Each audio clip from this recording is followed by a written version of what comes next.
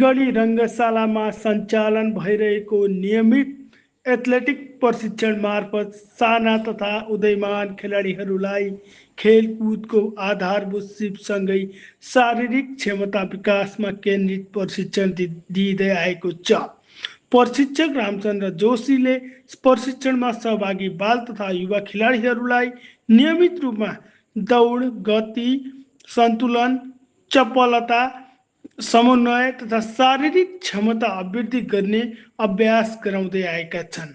प्रशिक्षणका क्रममा खेलाडीहरूले हर्डल्स तथा विभिन्न शारीरिक अभ्यास सामग्रीको प्रयोग गर्दै आफ्नो गति र चुस्ती बढाउने अभ्यास गरिरहेका छन्। सानै उमेरदेखि खेलाडीहरूको शारीरिक क्षमता र एथलेटिक्सका आधारभूत प्राविधिक पक्षलाई बलियो बनाउने उद्देश्यले सञ्चालन भइरहेको प्रशिक्षणमा खेलाडीहरूको उत्साहजनक सहभागिता देखिएको छ। प्रशिक्षक जोशीले खेलाडीहरूलाई नियमित अभ्यास, अनुशासन र निरन्तरता मार्फत आफ्नो क्षमता विकास गर्न प्रेरित गर्दै आएका छन्। धनगढी रङ्गशालामा भइरहेको यस्तो नियमित प्रशिक्षणले स्थानीय स्तरबाटै एथलेटिक्सका प्रतिभावान खेलाडी पहिचान तथा उत्पादन गर्न महत्त्वपूर्ण आधार तयार गर्ने विश्वास गरिएको छ। उचित प्रशिक्षण र अवसर पाएमा यी साना तथा उदयमान खेलाडीहरूले आगामी दिनमा जिल्ला, प्रदेश हुँदै राष्ट्रिय स्तरमा समेत उत्कृष्ट प्रदर्शन गर्न सक्ने अपेक्षा गरिएको छ। आज मंगलबार हाम्रो इभेन्ट सेसन अनुसार हाम्रो सबैको आज चाहिँ के छ, हडल ड्रिल्स छ है। सेसन प्लान अनुसार हामी आज हडल ड्रिल्स गर्नेछौँ।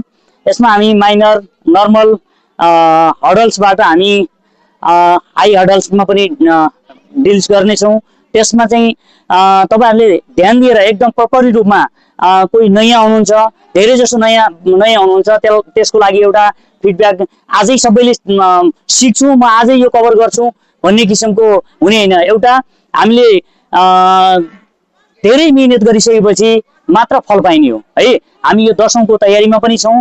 त्यसको लागि नयाँ जो खेलाडी भाइ बहिनीहरू आएका छन् उनीहरूले सिनियर दाइहरुबाट पनि सिक्ने अवसर पाउनुहुनेछ। म पनि तपाईहरुसँगै चाहिँ यो इभेन्टमा सेसन भरि तपाईहरुसँग हुनेछौँ। सुरुमा हामी 1 लेग जम्प है, सिंगल लेग जम्प गर्नेछौँ यो सानो हडल्समा। त्यसपछि हामी डबल लेग गर्नेछौँ, डबल लेग अप गर्नेछौँ। सिंगल लेग अप सकिसकेपछि डबल लेग अप गर्नेछौँ। त्यसपछि हामी लेग नी ड्राइभ्स गर्नेछौँ अनि त्यसपछि हाई नी स्पिड गर्नेछौँ। यी यावत हाम्रो चाहिँ आज 8-10 वटा चाहिँ हडल्स ड्रिल्सका चाहिँ यो सेसन भित्र हामी सक्नेछौँ। त्यसको लागि तिमीहरूले वार्म अप सकिसकेको छ र हामी हडल ड्रिल्सको चाहिँ वर्कआउटको लागि हामी तयारी छौँ। त्यसको लागि सबैजना लाइनबद्ध तरिकाले यो सानो छौँ। त्यसको लागि सबैजना लाइनबद्ध तरिकाले यो सानो हडल्सको उतापट्टि गएर लाइनमा बसिदिनु है र। ल हामी त्यहाँबाट सुरु गर्नेछौँ। ल लाइनबद्ध तरिकाले जाने है। ल लाइन क्लियर लाइन बनाउनु, त्यहाँ अलिक ग्याप छोड्ने है। युबिनले जान्छ, युबिन गएपछि नरेन्द्र जान्छ, धानुक जान्छ, सुमित, पालै पालो जीवन सबै पालै पालो गरेर आउने है त। ल रेडी।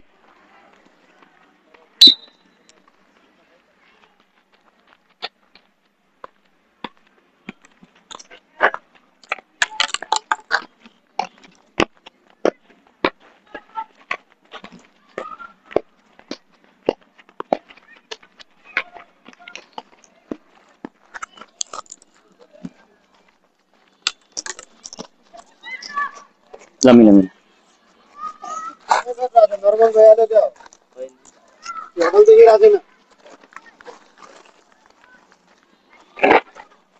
ल एकछिन वेट गर न। केही छैन, यो भनेको कम्पिटिसन होइन हो है। कम्पिटिसन होइन, तिमीहरूले सिक्दै जाने हो है। एकैचोटि सिक्ने होइन, पेटबाट कसैले सिक्दैन नि है। सिक्दै जाने, उसले कसरी गरेको छ त्यो ध्यानमा राख्ने है। मेन्टली प्रिपरेसन हुने अगाडि हो। आफू सुरुमा तयारी एकछिन वेट गर हतारिने होइन आत्तिने होइन है अलि ब्याक जाऊ ग्याप पनि छोड्ने एकछिन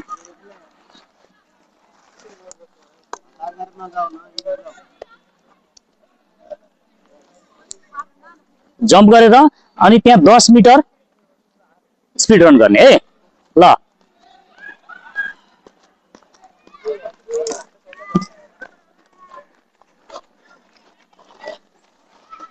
ध्यान त है ध्यान दिने अगाडिको सिनियर दाइहरूले कसरी गरेका छ तिमीहरू त भर्खर सिक्दैछौ नि है सिक्दै एकैचोटि सिक्ने होइन यसलाई आत्तिने पनि होइन है ल ल युबिन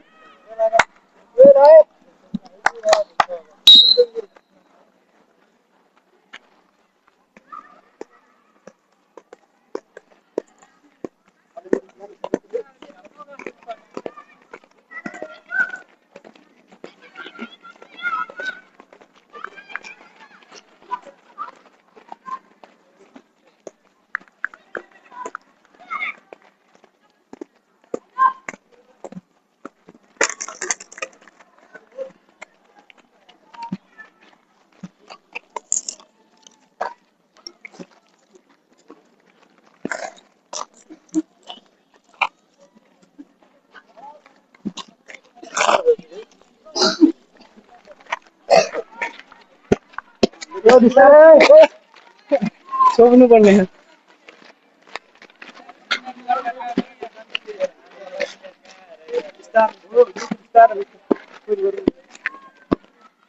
ल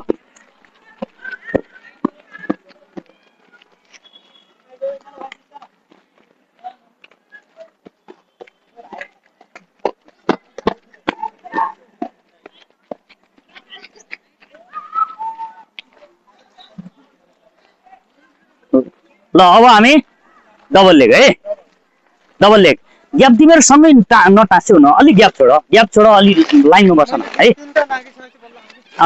एउटा एउटा उसले 2-3 वटा चाहिँ नागिसक्छ होइन अनि त्यसपछि अर्को तिमी जाऊ अनि त्यसपछि पालै पालो गरेर है आत्तिने होइन हो यहाँ त बाउ तिम्रो यो छ नि यो खुट्टा यसरी राखिरहेको छ नि खुट्टा चाहिँ अगाडि राख्ने हो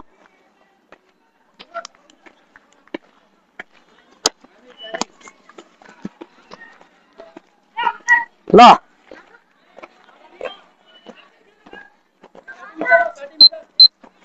हेमन्त 60 मिटर स्पिड रन है त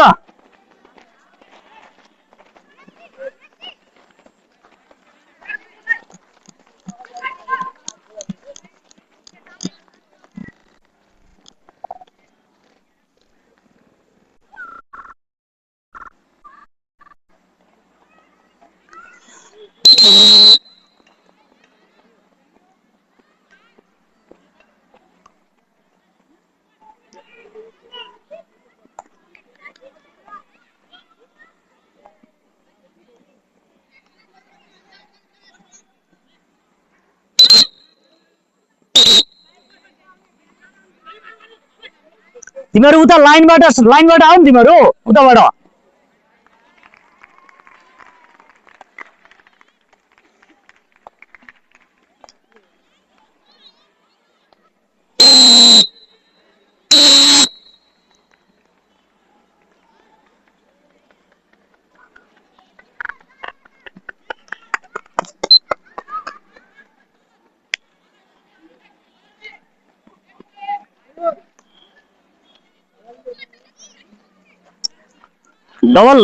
डबल लेग जम्प होइन नमस्ते मेरो नाम चाहिँ हेमन्त आयर हाल म अहिले धनगढी रङ्गशालामा ट्रेनिङ गरिरहेको छु मैले चाहिँ यो खेलको सुरुवात चाहिँ 2079 सालदेखि चाहिँ सुरु गरेको थिएँ र राष्ट्रपति रणनीतिबाट सुरु गर्दै अहिले म यो 10औं राष्ट्रिय खेलकुदको लागि तयारी गरिरहेको छु र यो 10औं राष्ट्रिय खेलकुदको चाहिँ 2-3 पटक त्यो मिति घोषणा हुँदा पनि धेरै पटक त्यो घोषणा भएर पनि त्यो नहुन असफल रहेको थियो र हाम्रो एकदम मन नखिन्न भएको थियो र अहिले चाहिँ त्यसको यही हाल मङ्सिर 16 देखि 29 गतेको लागि मिति तय भएको हुनाले हामी चाहिँ त्यसको लागि एकदम खुसी भएर ट्रेनिङ गरिरहेका छौँ र मेरो त्यो यहाँ पुग्ने क्रममा चाहिँ मैले ट्रेनिङ यहाँ हाल चाहिँ मैले 2079 सालदेखि सुरु गरेँ र अहिले यस विगतमा मैले 2-3 पटक राष्ट्रिय खेलहरू पनि खेलेर अहिले मेरो चाहिँ युनिभर्सिटी नेसनल गेममा चाहिँ 400 मिटरमा सिल्भर मेडल रहेको छ